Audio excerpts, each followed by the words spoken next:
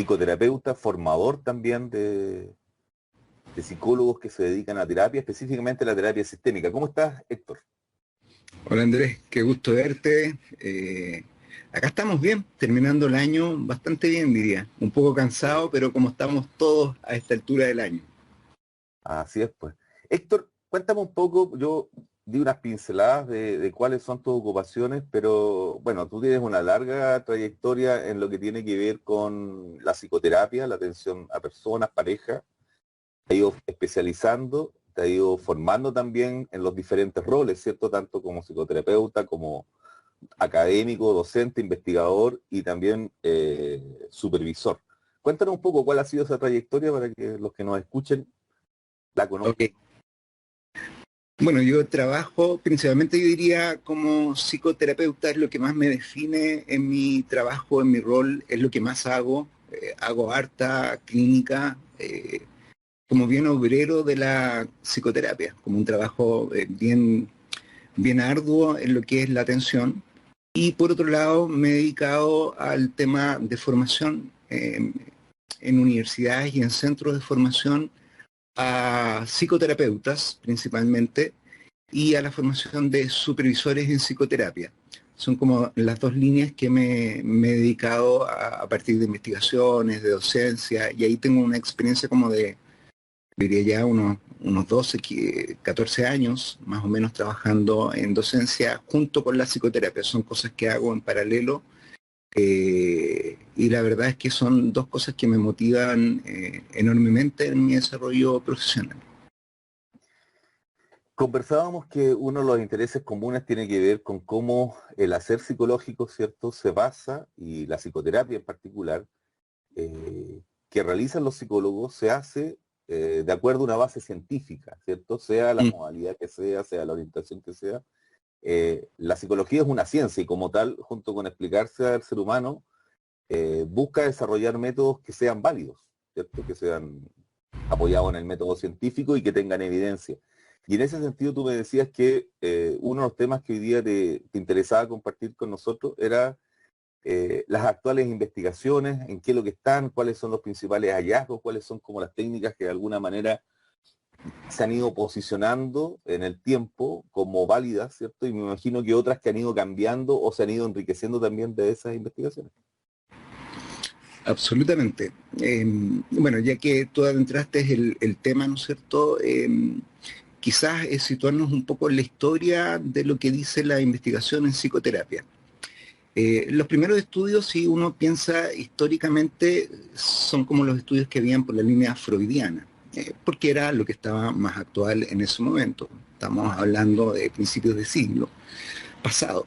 Eh, y esos fueron los primeros estudios sin que tuviesen mucho impacto. Yo diría que el primer hito grande en la investigación en psicoterapia en el año 1952, cuando Eysen hace un estudio en el cual dice que no hay una evidencia clara entre hacer psicoterapia y no hacerse psicoterapia. Eso generó toda una controversia en la investigación, ¿no es cierto? Y fue como a partir de eso que surgen investigaciones serias, principalmente yo diría en los años 90 ya no hay duda, ¿no es cierto?, de aquellos factores que inciden en un proceso exitoso de cambio psicoterapéutico.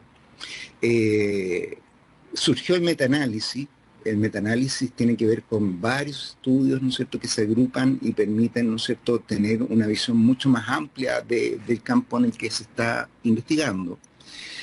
Y por ahí, ¿no es cierto?, por los años 90, ya Lambert da unos primeros atisbos de lo que estaba pasando en la investigación en psicoterapia. Ocurría que al principio lo que se estudiaba eran las variables específicas, la orientación terapéutica, el sexo del terapeuta, la experiencia del terapeuta, los años del terapeuta, eh, y ninguna daban resultados concluyentes. O sea, ninguna de esas variables específicas daban resultados que podríamos decir una teoría es mejor que otra, que podríamos decir el sexo del terapeuta se influye, que podríamos decir, ¿no es cierto?, que la edad, que la experiencia.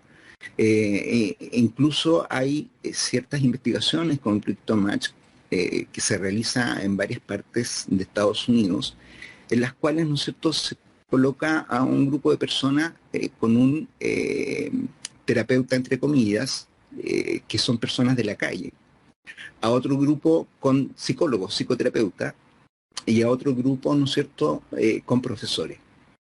Y curiosamente lo que mostró esa primera investigación era que la gente que se fue más contenta fueron aquellos que estuvieron en sesiones con personas que venían de la calle.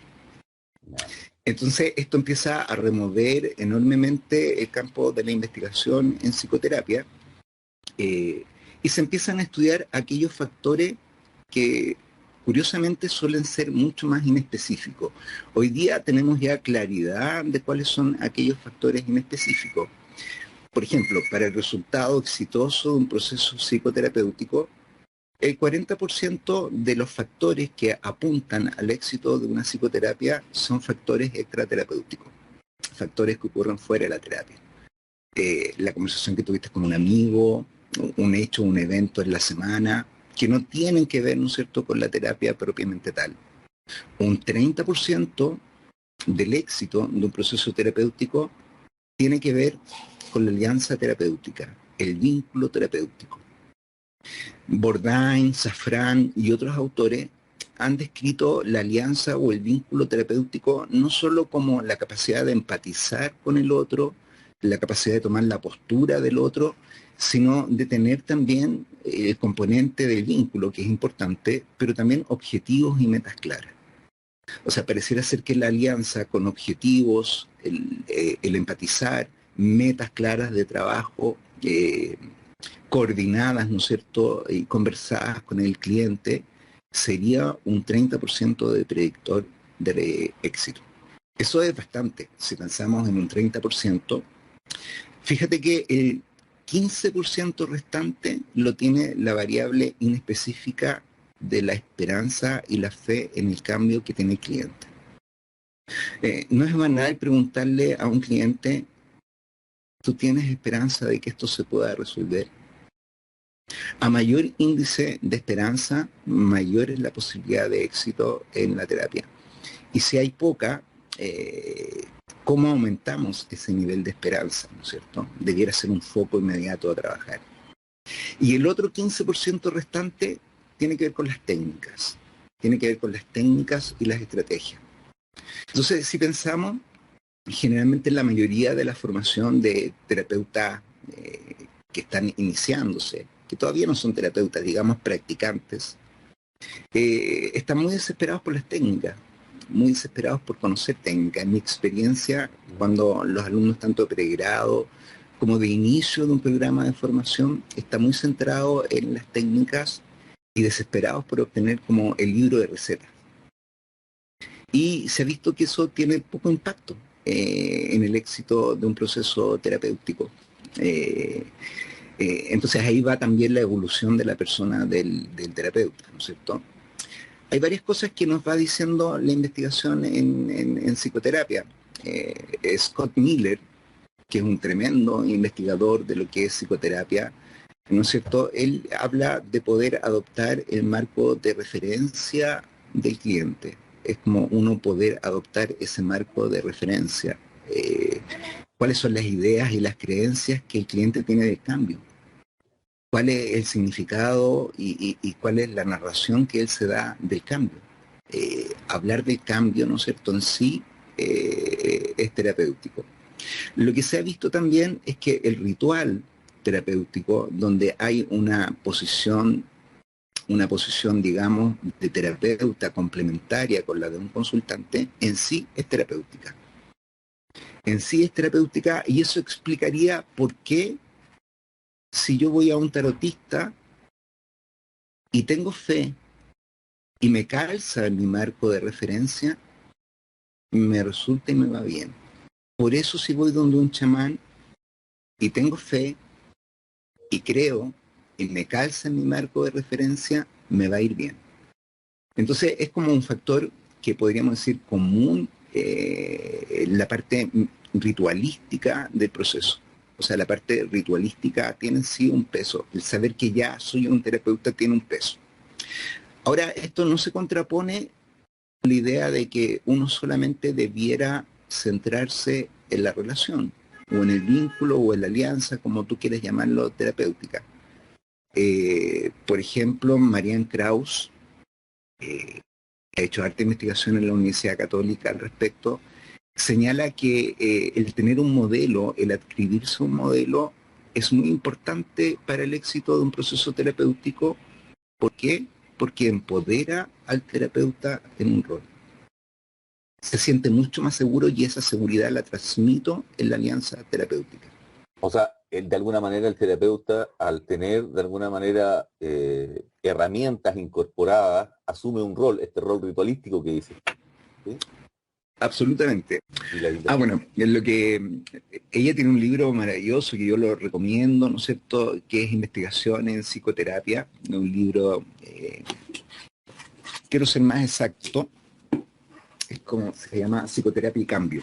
Y ahí plantea un poco las investigaciones, ¿no es cierto?, que hay en psicoterapia.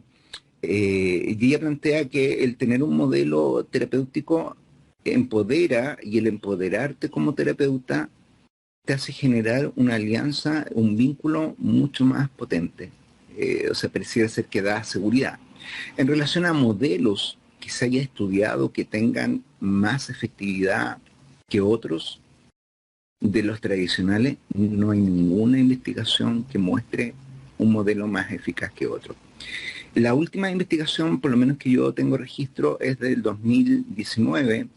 John Sacaluk, potente investigador, empezó a estudiar qué había en el tema de la terapia DBT, dialógica, ¿no es cierto? No sé si tú la has escuchado, la DBT, en relación con pacientes limítrofes, que según la APA sí tiene mayor evidencia, y ahí ha habido controversia. Muchos de los estudios no son concluyentes. Sacaluk hizo una investigación bastante exhaustiva y no llegó a obtener un peso de fuerte en evidencia. Lo que no significa que la terapia DBT no funcione en clientes, lo que significa de que no es superior a otro tipo de terapia.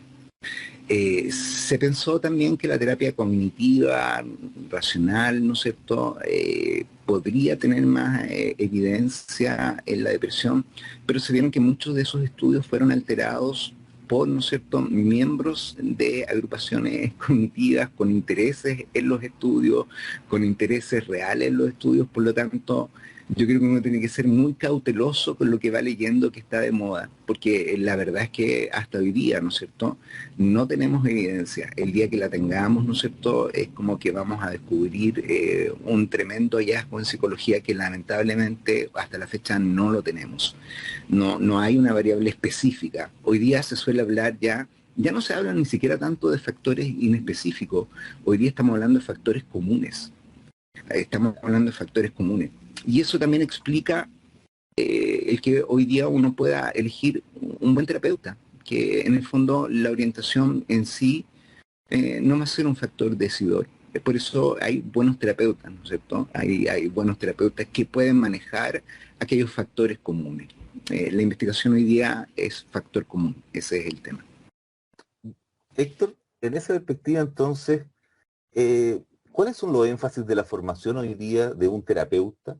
Porque uno podría pensar, ¿cierto?, desde afuera, de que entonces la persona que ingresa, y tal como tú dices, porque hay una expectativa de ir a buscar los pasos de la terapia, ¿cierto?, la receta o la técnica, ¿ya?, que abriría esta puerta del contacto con las personas.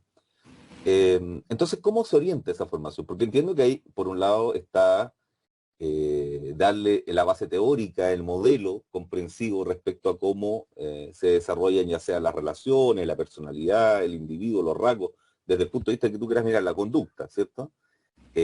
Pero de ahí para adelante, ¿qué se busca hoy día en la formación de un terapeuta? Bueno, yo creo que lo primero es la comprensión. Yo creo que es fundamental estudiar un poco de investigación en psicoterapia. Yo creo que eso es fundamental, ¿no es cierto? Yo creo que es un deber, ¿no es cierto?, conocer las investigaciones, no caer en mitos en torno a las investigaciones, no comprar, ¿no es cierto?, fácilmente lo que la investigación de moda muchas veces sesgada te pueda ir diciendo. Eh, pero también yo creo que es un tema importante cómo se evalúa el éxito de la psicoterapia. Y eso puede ser súper relativo. ¿Quién evalúa? ¿Evalúa el terapeuta? ¿Evalúa un supervisor? A mi juicio, el que tiene mayor grado de importancia en la evaluación del éxito de la psicoterapia es el cliente. O sea, si el cliente está satisfecho, si el cliente siente que se está acomodando el terapeuta a sus expectativas, la retroalimentación es un tema fundamental. Yo creo que es importante que uno pueda evaluar sus procesos terapéuticos. Generalmente en la formación nosotros mostramos y enseñamos a manejar un cuestionario corto, breve, que no toma más de un minuto, en que el cliente con una raya marca, se llama SRS, con el cliente marca con una raya qué tan satisfactoria fue la sesión de hoy día, el terapeuta trabajó lo que yo estaba esperando, se cumplieron mis metas y expectativas. Eso se demora 2 minutos el consultante en entregar. Y es una retroalimentación potente para el terapeuta. Cuando algunas de esas están bajas, en el caso de la supervisión de terapeuta, ese es un foco de supervisión inmediato. O sea, si hay algunas de esas que están bajas, es un foco de supervisión y un tema para abrir en la próxima sesión con el cliente. Pareciera ser que usted tuvo la percepción de que no estábamos tan alineados. ¿Cómo podemos hacer para alinearnos un poco? Es un aspecto fundamental en la relación sana de un espacio terapéutico. Se supone que la terapia es un espacio seguro y de orientación sana. Por lo tanto, la retroalimentación es importante. A partir de eso, la congruencia es importante. A partir de eso, yo diría que también, como dice Yalom, la revelación del terapeuta con fines terapéuticos también es importante. Si uno quiere tener una relación sana, Yalom dice que es bueno que a veces el terapeuta muestre lo que piense, muestre lo que siente, muestre un poco de él, porque se trata de no tener una relación en tiniebla, siempre y cuando eso aporte al proceso terapéutico del otro, siempre y cuando yo como terapeuta creo que eso aporta al proceso del otro. Si no es un aporte y es hablar y mostrar algo mío por mostrar, evidentemente no tiene ningún sustento. Entonces, primero yo creo que enseñar, ¿no es cierto?, la investigación. Yo parto la formación de terapeutas mostrando, tenemos clases de investigación en psicoterapia, analizamos, discutimos esto con los alumnos y luego nos adentramos ya propiamente al proceso terapéutico. En pregrado yo solo puedo aspirar.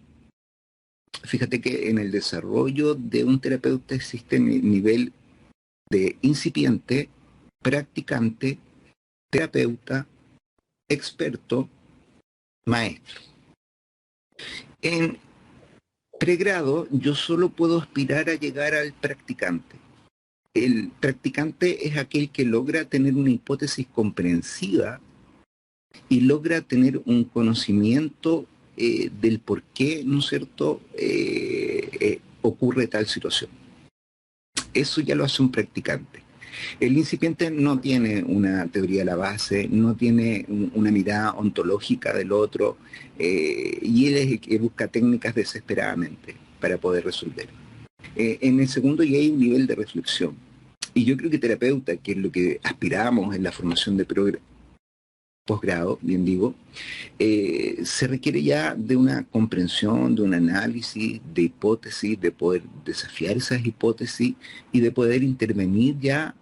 La técnica toma un sentido, ¿no es cierto?, comprensivo.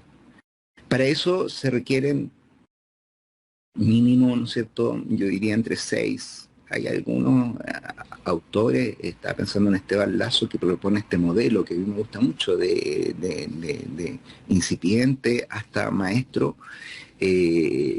habla él de 8, 9 años. Yo creo que con 6 años ya se puede lograr ser un buen terapeuta y es lo que los servicios de salud hoy día requieren, terapeutas. Luego viene un nivel de experto en el cual tú ya te animas a investigar del tema, te animas a enseñar, a supervisar a otros, te animas a hacerlo. Y es un nivel de expertise que requiere mucho trabajo individual, mucha lectura individual, mucho interés. No todos tienen por qué ser expertos. Y luego viene el nivel de tú y yo hemos tenido la suerte de ver maestros en acción, que son pocos. Es como una pirámide, ¿no es cierto? Hay muchos incipientes, hay pocos expertos y hay muy pocos maestros, que son los maestros que conocemos, ¿no es cierto? Y que tú dices, este es un maestro, este es un maestro en lo que hace, y para eso se requiere mucha experiencia. Yo diría que los maestros suelen tener sobre 60, 65 años, suelen ser los maestros de la psicoterapia. Pero uno no tiene por qué llegar a ser maestro, no tiene por qué llegar a ser maestro ni tampoco experto, basta con que tú seas un buen terapeuta.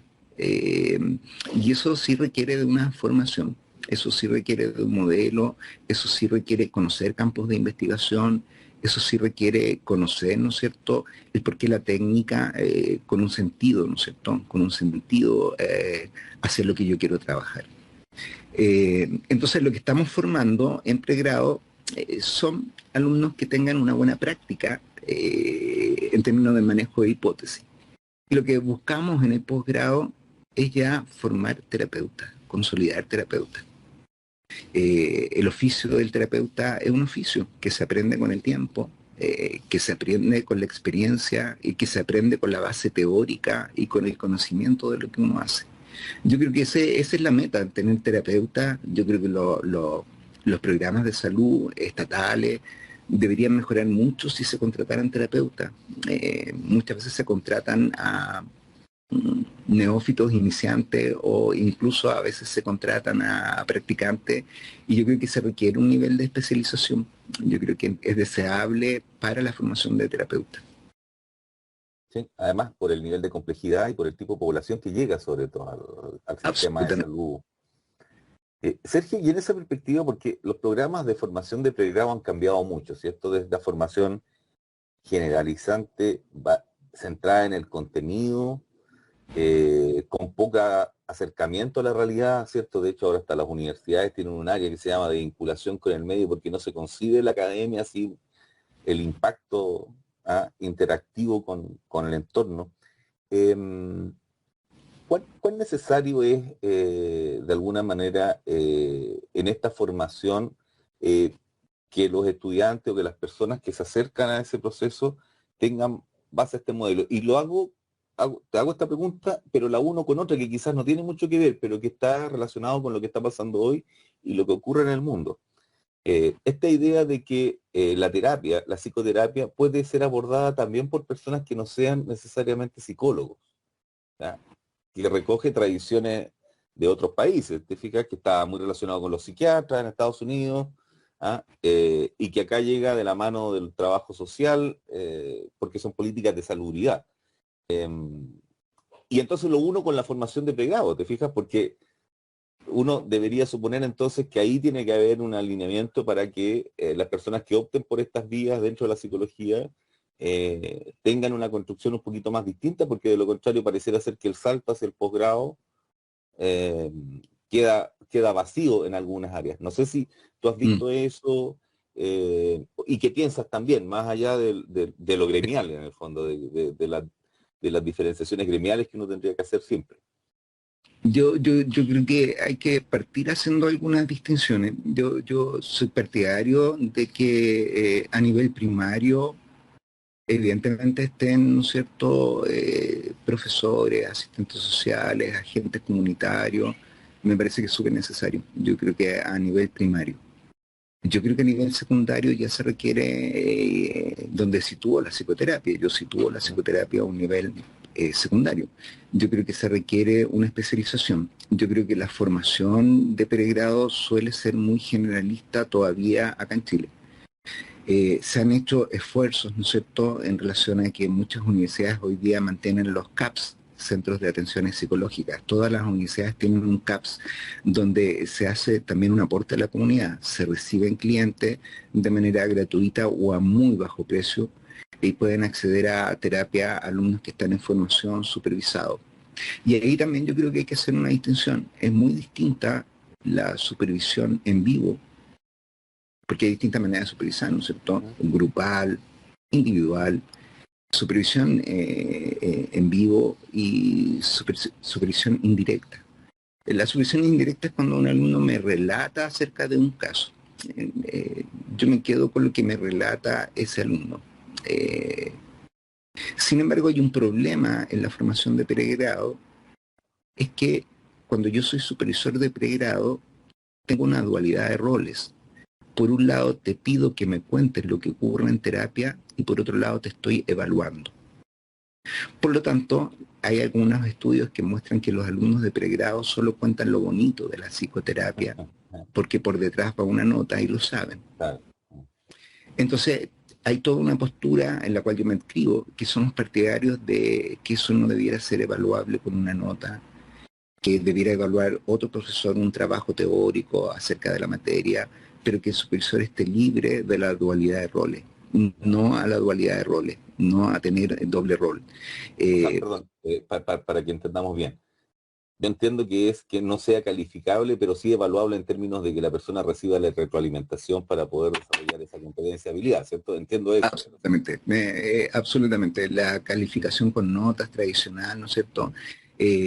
La supervisión en sí tiene doble objetivo, tiene dos objetivos. Por un lado, velar por la atención que se brinda al cliente y por otro lado, fomentar el desarrollo del terapeuta. Esos son los objetivos que tiene en todos los estudios que yo he revisado que tiene en la supervisión. Si tú vienes y me cuentas un caso y me dices qué puedo hacer para resolver ese caso, eso se llama asesoría. Y la asesoría es muy distinta a la supervisión. Yo te puedo asesorar del caso, pero no hago nada que promueva tu desarrollo como terapeuta. Por lo tanto, la supervisión abarca más que una asesoría. Lamentablemente nos encontramos en que en muchas universidades se genera más que nada asesoría que supervisión. Entonces yo creo que esos son desafíos que tenemos pendientes. Yo creo que es un área que a mí me interesa mucho, que le he dedicado harto tiempo a la de supervisión. Y obviamente una supervisión directa, en que el supervisor esté en directo, es muchísimo más enriquecedora que una supervisión directa. Obviamente la supervisión siempre, hoy día no hay duda, las investigaciones también declaran que la supervisión mejora tu práctica profesional. La mejora las intervenciones que tú haces. Hoy día no hay duda de eso. Hace algunos años se tenía duda que mejorara la práctica profesional. Hoy día no hay duda. Sobre todo cuando es una supervisión en la cual se promueve el desarrollo del terapeuta. Yo creo que en eso nos falta. Yo creo que en eso no tenemos un desarrollo, por lo menos en pregrado, y yo creo que se da ese salto hacia posgrado en el cual tratamos de generar competencias que debieran venir desde la universidad, desde el pregrado, hacia la formación de terapeuta. Me da la sensación que el hacer, bueno, el hacer de lo que realizan los profesionales de un territorio tiene que ver mucho también con la cultura. Nosotros somos sumamente desconfiados del otro, como modelos culturales, y yo pienso en lo que tú me estás hablando y pienso en una red de colaboración mutua de profesionales que no compiten, sino que son complementarios, ¿te fijas? Y no este esquema actual donde constantemente lo que se busca, ¿cierto?, es tomar una porción de la realidad de pacientes y tratar de que esos no se muevan hacia otro lado, desatendiendo las necesidades de las personas. Un poco lo que conversábamos al inicio respecto a estos factores que más bien son comunes más que inespecíficos y que están basados en el éxito o no de este proceso de cambio. Tú hablabas de que considerabas que en la atención primaria sí era necesario dotar a determinados agentes de ciertas habilidades. Me imagino, estoy pensando de contención, de una mirada general respecto a salud mental para que puedan hacer promoción, psicoeducación, me imagino, y una especie de despistaje. La psicoterapia, por lo tanto, orientada ya entonces a la salud en su nivel más secundario, ¿tú crees que es propia de los profesionales de la psicología, de la psiquiatría? ¿Qué hay ahí también? Porque el mundo va cambiando. Entonces, de alguna manera se va generando esta interdisciplinaridad al principio, ¿cierto? Ochentera, a esta transdisciplinaridad donde en realidad hay un conjunto de conocimientos que es necesario ir tomando de diferentes miradas. Eh, ¿Cómo lo ves ahí? Más allá de lo reglamentario, ¿te fijas? Más allá, Sí. pienso por ejemplo que la católica está metiendo un ramo a los médicos les está enseñando ramos de ingeniería civil, ¿te fijas? Porque ellos buscan que además el médico mejore sus habilidades de administración, de competencias que pareciera ser que la formación del médico no tiene, ¿te fijas? Porque Mm. están más orientados a la salud. Entonces, en ese sentido, ¿cómo crees que debería estructurarse eso? Yo creo que un poco la pregunta del millón la que me plantea. No hay como una posición clara. Por ejemplo, la APA, que conocemos cómo es la APA y cómo funciona la APA, es clara. Tiene que ser psicólogo para ser psicoterapeuta. Y ¿Mm? te piden horas de formación, y te piden horas de acreditación, y te piden horas de supervisión, y llegar a ser terapeuta en Estados Unidos es sumamente complejo. La EUROPSI, que es la contraparte europea, es súper clara en términos de que acepta a otros profesionales que se hayan formado como terapeutas y acreditan psico o terapeutas. Claro. Por lo tanto, ¿no es cierto?, va a ir dependiendo un poco del contexto, va a ir dependiendo de la mirada que el observador tiene, va a ir dependiendo, ¿no es cierto?, de aspectos éticos y reglamentarios asociados, ¿no es cierto?, quién vela por la calidad de las atenciones, quién vela por la calidad. Hoy día acá en Chile nadie vela. Mm. Nadie vela. Cualquiera podría hacer psicoterapia, sí, evidentemente cualquiera. Un alumno recién titulado hace psicoterapia, sí, puede hacer psicoterapia. Mm. No tenemos una regulación, una reglamentación al respecto.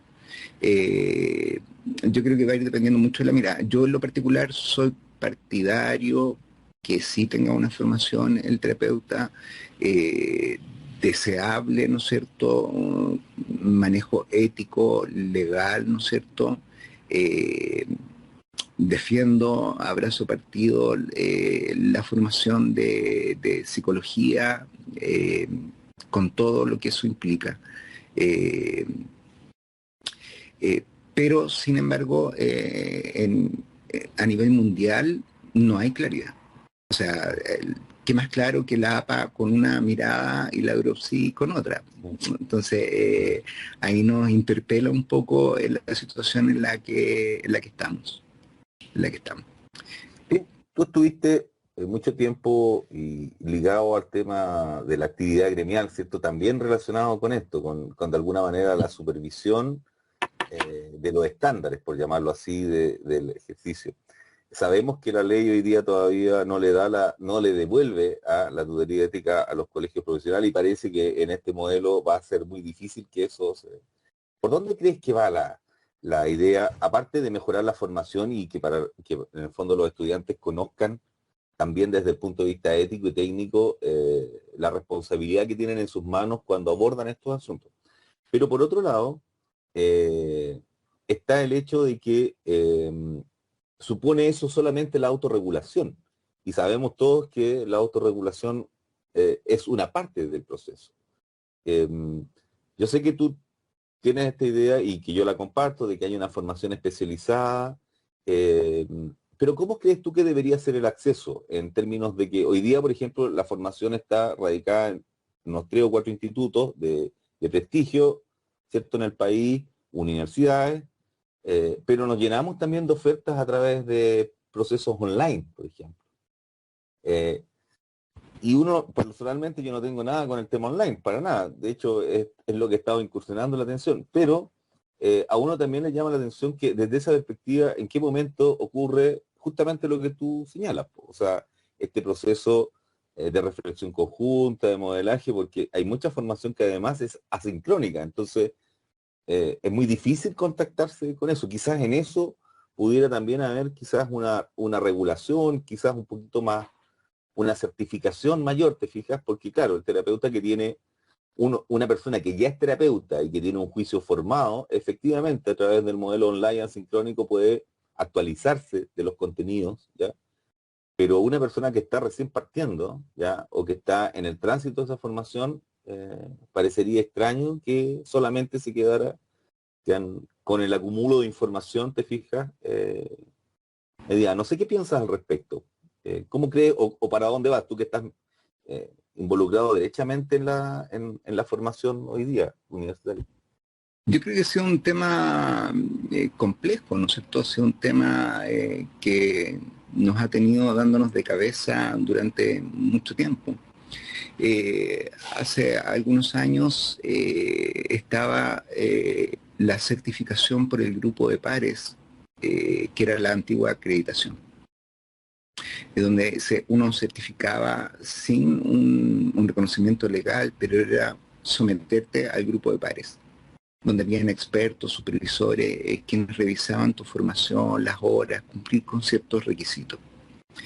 Lamentablemente eso, en los rumbos que va tomando también el colegio, decidió que políticamente no era correcto el tema de discriminación. Quien accedía a formación era gente que podía pagarlo, muchos psicólogos no podían acceder a formación por no poder pagarlo. A mí me parece que habían aspectos bien interesantes, pero se decidió parar. Hoy día están con otros métodos de acreditación, ¿no es cierto?, que no han sido tan eficaces y que tampoco los alumnos se motivan a acreditarse. Eh, yo creo que es importante porque no va a haber una ley de especialización, ni vamos a recuperar desde el Colegio de Psicólogos la tuición, ¿no es cierto? Yo creo que la oportunidad estuvo en la posibilidad de una nueva constitución y eso, digámoslo claramente, se perdió. Eso es Sí, una ya no fue, ya desapareció de la discusión. que claramente ya no fue. Yo creo que ahí tenemos un rol importante que hacer dentro del colegio. Yo creo que ahí hay un rol de motivarnos más, de participar más, de generar nuevos espacios, de generar ideas. Lamentablemente la participación es muy baja, no es representativa. Ni siquiera el 10% de los colegas están colegiados. Yo creo que importancia de tener agrupaciones, porque también el trabajo es muy solitario. Y yo creo que también hemos tenido responsabilidades quienes hemos estado en cargos, ¿no es cierto?, en el colegio. Yo creo que hemos fracasado en muchos aspectos y yo creo que hay que hacer una autocrítica importante como gremio. No hemos sabido conquistar a nuevas generaciones, no hemos sido claros con posturas respecto a estos temas, no ha habido claridad, ¿no es cierto? Y yo creo que finalmente los colegios en general profesionales se transforman en casi un centro social, una agrupación social donde no te dan ningún beneficio, no, estar en el colegio no te da ningún beneficio, ningún aporte, ¿no es cierto? Entonces, entre pagar algo que no me dé un aporte y no pagar, prefiero mil veces no pagar. Pero yo creo que hay temas que son temas hoy día, la precarización en los cuales muchos psicólogos se encuentran, es un tema que debe abordarse urgentemente por instituciones gremiales científicas. Las acreditaciones, yo creo que es un tema que debe abordarse por entidades, ¿no es cierto? Porque si no va a seguir ocurriendo como estos escándalos que han habido en FONASA, ¿no es cierto? En la cual colegas, prestaciones falsas, bastantes, fueron más de 100 con Sí, prestaciones falsas, sí. muy reñido con lo ético. Por lo tanto, yo creo que ser un terapeuta también implica una base ética, deontológica, legal, judicial. Uno tiene que estar al tanto de eso. Y eso requiere una formación. Sí. Sí, pareciera ser que hay harto camino por recorrer y gran responsabilidad tenemos nosotros los profesionales, porque en realidad, tal como dices tú, poco ánimo societario hay Mm. y por otro lado también hay poca educación también a la comunidad y poca visibilidad, tal como señala.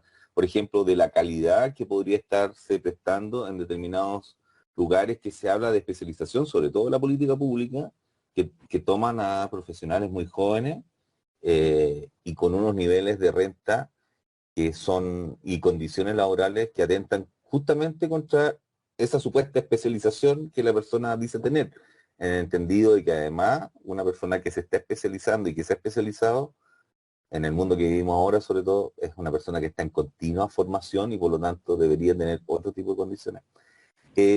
Para ir cerrando y agradecerte el tiempo que te has dado en este día caluroso de diciembre, ¿ah?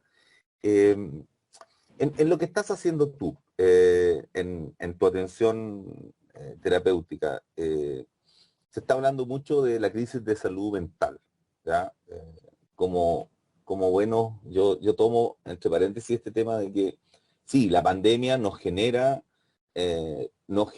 y nos ha generado una gran presión respecto a nuestras formas de vivir, ¿cierto? Nuestra subsistencia y obviamente sobre nuestra salud. Pero en un país de tantas desigualdades, ¿ya? De tantas carencias, de tantas vulnerabilidades, por lo menos mi experiencia es que el tema de salud mental siempre ha estado presente, ¿ya? Quizás no tanta magnitud hoy día, pero sí ha estado muy oculto en otro tipo de situaciones, por ejemplo, convivencia escolar, llámese problemas de aprendizaje en los niños, llámese a la cantidad de personas que terminan abruptamente sus relaciones de pareja sin mediar muchas veces la necesaria reflexión respecto a las responsabilidades que tienen con las personas que crían, por ejemplo, ¿me entiendes? O los altos consumos de sustancias que se ve por otro lado. Entonces, desde esa perspectiva, entendiendo personalmente que hay un problema de salud mental que uno percibe, eh, por otro lado, no sé si hay una relación causal, no la creo, ¿cierto?, entre la crisis de salud que vivimos a nivel de la pandemia y lo que está ocurriendo ahora, sino que pareciera ser que hoy día quizás somos un poquito más conscientes o nos ha rebotado a espacios más comunes esta realidad que se vivía como en la marginalidad. Tú te dedicas a terapia. Más allá de si aumenta o disminuye la demanda, ¿aumenta la complejidad? Las personas hoy día se están viendo sometidas a tensiones distintas desde hace 10 años. Sí. Bueno, lo primero que sabíamos cuando estaba la pandemia es que las olas post-COVID iban a ser salud mental. O sea, eso era algo que no era novedad, ¿no es cierto? Sabíamos que mi experiencia es que solo aceleró procesos que ya venían, ¿no es cierto? O sea, solo gatilló procesos que ya estaban. En complejidad, yo ya ejerzo hartos años, yo te diría que sí, pues veo un aumento de la complejidad de los casos. Atribuciones, yo creo, ¿no es cierto?, que tiene que ver la incertidumbre en que nos encontramos, ¿ah? La incertidumbre en la que estamos habitando. Yo creo que cada vez hay más posibilidades y eso es muy bueno, pero tiene una contraparte que te angustia mucho más. El otro día fui a una clase de diversidad sexual y hoy día se habla de 32 tipos distintos de género. En nuestra época, con suerte, bisexualidad, homosexualidad, heterosexualidad. Hoy día 32. Entonces, yo creo que eso es muy bueno, pero también tiene un contra, que mientras más opciones hay, más complejo se hace la realidad. Entonces, hoy día estamos en una realidad que es mucho más compleja. Hoy día yo coloco la metáfora, en nuestra infancia teníamos 4 canales de televisión y éramos felices. Hoy día yo tengo como 3 streaming con más de 200, 300 canales y no sé qué ver. Sí, Yo creo que sí. absolutamente, y hago zapping todo el rato. Entonces, yo creo que hoy día la realidad, ¿no es cierto? Todo aquello que se peleó muchísimo y que yo creo que desde la posmodernidad han sido avances importantes en género, derecho a las minorías, mujeres, pero también tienen como todo en la vida, el lado oscuro y el lado luz. Y yo creo que el tener muchísimas posibilidades hace mucho más compleja la realidad. Yo creo que cuando hay menos posibilidades, claro, es cuestionable, pero es más reduccionista, pero tiene, ¿no es cierto?, pocas posibilidades para elegir y menos angustia. Yo creo que el tener muchas posibilidades es angustia. Y entonces en ese sentido lo que hace la pandemia es solamente acelerar un proceso que ya venía o que no todos veíamos en el cotidiano, puede ser o no, porque además obligó a que conviviéramos en espacios reducidos todos, que entendiéramos que el espacio era reducido, que en algunas casas tenían que disputarse la pantalla, ¿cierto? Porque no había para todos, ¿ah?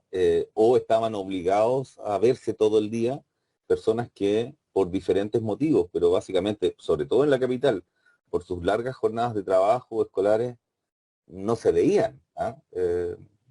Sí, No interactuaban, ¿no? yo creo que han sido dos eventos como, en especial en Chile, bien traumáticos vividos. Yo creo que una fue el estallido social, a todos nos removió. Nadie se quedó sin que pasara algo después del estallido social. Y yo creo que la pandemia también fue, a nadie no le pasó nada en la pandemia. Yo creo que son hechos fuertes, potentes, que vivimos bien seguido, y yo creo que gatilla, ¿no es cierto? Porque nadie me consulta a mí por la pandemia ni por el estallido, o sea, lo que me consultan son sus problemáticas que yo creo que ya venían larvadas, y solo estos eventos hace que se gatille más rápido aquello que iba a aparecer en algún momento igual. La incertidumbre pareciera ser que nos angustia, ¿cierto? Y más aún exacerba aquellas situaciones que se han arrastrado por tiempo en su definición, ¿ah? Y que están afectando la calidad y que muchas veces disfrazamos. Para cerrar, te quería hacer una pregunta tú como terapeuta. Estaba en una conversación el otro día respecto a, al final de cuentas, cuál era la finalidad de la terapia. ¿Ah? ¿A qué apuntaban los psicólogos? ¿Cuál es el sentido del hacer psicológico? Para ti, después de todos estos años de experiencia y todos los años que te quedan, obviamente, pero ¿qué ha ido descubriendo a partir de eso? Había un profesor nuestro que, no sé si lo queríamos mucho, pero decía que nosotros estábamos haciendo psicología o tratando de construir la psicología para hacer más felices a las personas o para que ellas pudieran alcanzar cierto grado de felicidad. Para ti, ¿qué es lo que has ido aprendiendo? ¿Qué es lo que has ido conociendo? ¿Cuál es el sentido hoy día de... Sí. Bueno, voy a ser bien coherente con el modelo, ¿no es cierto? Con el modelo al que yo me adscribo, que tiene que ver con una mirada sistémica, un poco de construccionismo social, y en ese sentido la mirada, ¿no es cierto?, es poder ayudar, es una relación de colaboración, más que de ayuda, me debería decir de colaboración más que ayuda, donde el otro tiene un problema, un padecimiento, y necesita y pide esa ayuda. Si yo me pasa que a veces veo familias en las cuales para mí esto es un problema y para ellos no tienen la conciencia de un problema, yo no intervengo. Por lo tanto, es un espacio en el cual el otro pide una relación de ayuda. En ese sentido, cobra sentido la psicoterapia. Lo otro son procesos de desarrollo personal, que no hay que confundir, los procesos de crecimiento, procesos de espiritualidad, pero yo creo que hoy día la psicoterapia está súper identificable cuando hay una noción de problema y también un dolor asociado, y también un dolor asociado. Entonces, en ese sentido, como características de tener un cliente, ¿quién es realmente un cliente? Es aquel que tiene la percepción de un problema y de un dolor. Muchas veces vienen gente derivadas por tribunales que no son clientes, porque no lo ven como un problema y no sienten dolor y están obligados a hacer psicoterapia. Y en ese sentido ya no hablamos de psicoterapia, sino que hablamos de intervenciones en contextos obligados, que es muy distinto a la psicoterapia, que tienen otras metodologías, que hay otras investigaciones y que otro tema. Por lo tanto, a mi criterio, la psicoterapia está destinada a un cliente. ¿Y cómo defino el cliente? Aquel que tiene motivación, aquel que tiene la percepción de un problema y hay una sensación de dolor. Bueno, Héctor, te quería agradecer, muy claro, este espacio, como te decía, de conversación tiene la idea también de poder promocionar y educar, ¿cierto?, a aquellos que no están familiarizados con la salud mental o que les interesa o que están pasando por una situación para entender un poco también lo que hacemos los psicólogos, las diferentes líneas, las diferentes preocupaciones.